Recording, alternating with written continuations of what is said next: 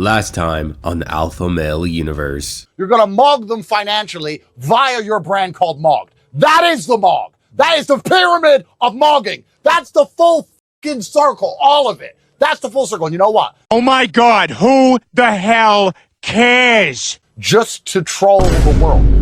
Please, the only thing left that's fun is mogging. I can't wait for the New York Times. I can't wait for the New York Times to interview you about your brand. And they say, Andrew Tate, Andrew Tate's money comes from bad places. He's a mafia boss. He's a human trafficker. And you say, don't care.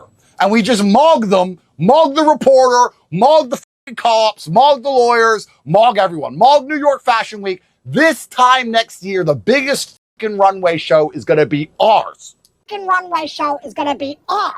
Welcome to the Alpha Male Universe. Now let's get a Bubba Army in the chat because this AMU episode is coming in hot. Now Andrew Tate has really risen among the ranks of these weird alfalfa males that we cover here, but I don't think it's a random occurrence that you've been seeing him everywhere. I really think that he is trying to maintain some type of spotlight in the manosphere by latching onto clavicular. And this episode is actually the part 2 to the clavicular Andrew Tate crash out stream. He's going to be complaining about his haters, his core issues, and he's gonna be like an unk, I guess, or whatever you would say, an unk. I think that's the right word to clavicular. It's really cringe, and yeah, there's gonna be a lot of juicy ass drama in this episode. So you know what? Without further ado, let's get this show on the road.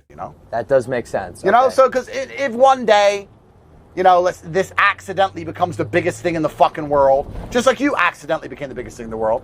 Previously, I was the biggest thing in the world. It was an accident. I'm just fucking, I bought a Bugatti and I was talking shit. And I was the biggest thing in the world. I don't mean any of this shit. That's right. It's just funny. Yeah. So this might accidentally become the biggest company on earth. And then it's going to be a guy, who knows about fucking importing 10 billion units out of Japan and customs duties and all this. I don't even want to know what country it comes from. Exactly. That's why this guy who helped us, who we raised money from, this is his industry. He knows this shit. Okay. You and I, we're the visionaries. We're the geniuses. We're the guys. Let me ask you. Okay. Who invented the iPhone? Was it Jobs? Steve Jobs, right. No one could ever convince me that Andrew Tate would ever respect clavicular if he couldn't find a way that he could get some type of use out of him. I really think that Andrew Tate is trying to maintain a position in the manosphere because as you witnessed right there, it's like a old head living in his glory days, recalling his youth when he's like, yeah, man, I was the champ. I was the champ for the football game. Andrew Tate is saying that he was driving around this Bugatti, that he was world famous or whatever, and he's talking about it like it's the glory days. It's wild to see an alfalfa male in the stage of his, I don't know, what could you say, grifting career, alpha career, whatever word you want to use. I guess you can surprise me down in the comment sections because you guys are truly hilarious, the stuff you guys come up with. But it's truly wild to see someone like this in the AMU try to recall his quote unquote glory days. It's just so fascinating to watch. But you know what? This stream is only going to get worse. We can link you with your entire ecosystem of products. Elon, I'm talking Elon. I know you know a little bit about business. I'm talking business now. This is how we're going to make a bunch of fucking money. Okay. Sounds like a plan to me. So Elon's in. Mm-hmm. But yeah, no metrosexual, faggy garbage. I said, Sneeko is not involved in this. This is you and me. Did this guy really just say that Elon Musk is involved with this? Like, you're beyond trying to clout chase or meat ride when you're claiming, oh, Elon Musk, hop on, bro. Hop on this chorizo, man. And you know what? Another thing I want to point out is that we're going to see how Andrew Tate brings up Sneeko once again, and he's going to have another meltdown about this guy. I honestly think that at the end of the day, really, that Sneeko, while a despicable human being, he lives rent-free. He absolutely owns this lame Andrew Tate, and it's just so wild to see him bring him up every single fucking video. It's like every Andrew Tate video I make, somehow Sneeko's involved. I really don't understand. This is you and me. That's why it's going to be big. He's going to sit around. He's going to sit around and cry. He doesn't do that. Google it. He's going to sit around and cry his eyes out that he's not involved in the biggest brand launch in history. That's what's going to happen. This is going to be fucking monumental. This is going to be massive. You're 20. I didn't become a millionaire until I was 29. They're going to be a millionaire at 20 fucking 1, bro. Just don't fuck your life up. Oh, well, it's true. You're right. But the problem is when you have money young, it's easy to fuck your life up. Don't fuck your life up. Yes. Stay focused on the mission. Well, yeah, I mean... Alright, so there's a couple of things I need to bring up in this video. If you have no idea what's going on with like this proposal to launch like this fashion empire, Andrew Tate basically got upset by a woman who he said is a toothpick who has no tits or ass. That's what he said about her, right? And he got really upset that she disrespected him online. So in an attempt to mog her or whatever, he wants to launch a fashion brand for clavicular. I have no idea what that shit is about. Honestly, it's delusional, but I wanted to talk about why he holds his like cigar like that. Like, I've puffed on a few cigars in my life. I don't really do it because I'm a runner, but I have no idea why he holds it like that. I've never seen anyone do it like that. Am I just like stupid or something that like you're supposed to hold it like a pencil or something? I don't know. Maybe it's an alpha thing that I don't understand, and you can help clarify something in the comment sections down below, because that shit honestly is annoying me the longer I look at it. So let's move on. You know what, Clav? As the kids say. You know what, Clav? No matter how you teach the general population to ascend, no matter what you teach them, at some point there's going to be a mean or a median or an average. If you give everybody $1 million, there's still going to be an average wealth. It doesn't matter. So it doesn't matter if we're forcing or promoting looks maxing or red pill content or whatever it is. The average person is always going to be stuck at average, and being average is always going to fucking suck. This is the bottom line. You have to decide when you wake up if you're ready to take the long and difficult path towards excellence via looks maxing, via finance mogging, whatever it is, or if you want to stay an average motherfucker. Now, being average has the advantage that you get a lot less stress, you have a lot less duty on your head, there's a lot less that can go wrong, you're probably not going to end up in your jail cell, you're just going to be an average guy. But then there's all the downsides of being average. You can go work in Starbucks tomorrow and have very little stress, really, but you ain't going to get no pussy, no one's going to know who you are, you're not going to leave a legacy, you're not going to have 10 sons, you're not going to be able to buy our clothes because it'd be too expensive for your brokey ass. That's how it goes. So average is always going to suck.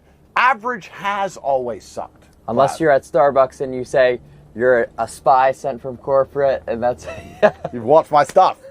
It's always wild to me that the most unimpressive, most unremarkable people will claim that they're remarkable. I will say this, that when it comes to Andrew Tate, I will give him props for this, and it's that I have never seen a man come up with so many excuses trying to rationalize why he got mollywopped by a TikToker after hand selecting the person he thought he was gonna beat up. That shit is actually crazy how many excuses we have discussed here on the channel about why he got his ass beat by Chase Demore, or however you say his name. And you know what, I'll also give him props for not having any cardio and constantly smoking on that like cigar stick all the time, man. This guy is just wilding out with those cigars. He likes a lot of things in his mouth. I don't know what's going on with that. Anyway, moving on. Another thing I want to say is this, is that I have no idea why these alfalfa males from the Wes Watsons, the Azulis, the Andrew Tates, the Claviculars, they all talk shit on the average Joe. Like, where do they think their food comes from? They talk shit on the farmers, the grocery workers, the people who deliver the food, but where's the food coming from? Because these guys are sure as hell not making that shit, right? Like, the actual people who are producing things that are valuable to society are constantly talked down by these lames, and it just drives me crazy because it's just fucked up, man, because these people are grinding hard in their lives, and it's just the most thankless shit ever. And to see these lames just toss shit at these people who are actually doing something for society, it generally does just piss me off. So you know what, let's continue on. Successful you are in life is directly correlated to how many L's you're prepared to take. I'm ready to take L's. I'll take 100 L's in a row. I don't give a fuck, because I'll get up the next day, put on a suit, light a cigar, and I don't give a shit. I don't let it get to me. I'm above the L's. And people on the internet can say whatever they want. No one knows who they are. Everyone knows who I am. Everyone on the fucking planet knows who I am. So who gives a shit what you think about me? If I read your comment at all. I've got 11 million followers on Twitter. You think I read my fucking comments, bro? It's a fucking mess.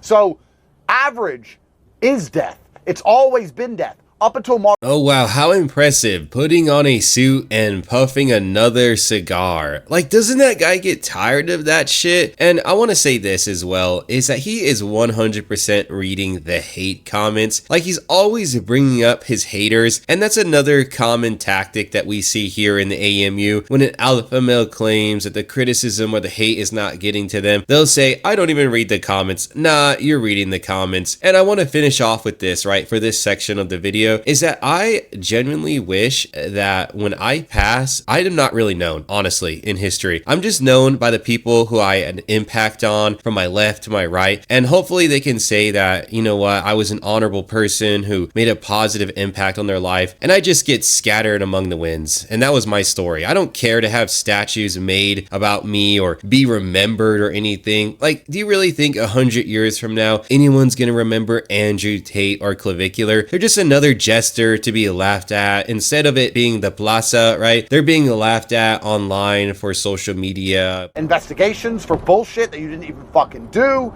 All this crap, unfortunately, is coming your way. And probably the only way I've identified to defend yourself against this shit is money. And that's why it's so important that you get at least 50 million and you hide it somewhere, so when they come for you left and fucking right, you can bail yourself out, get some fucking lawyers, put on a suit, and do what I did, which is court mog.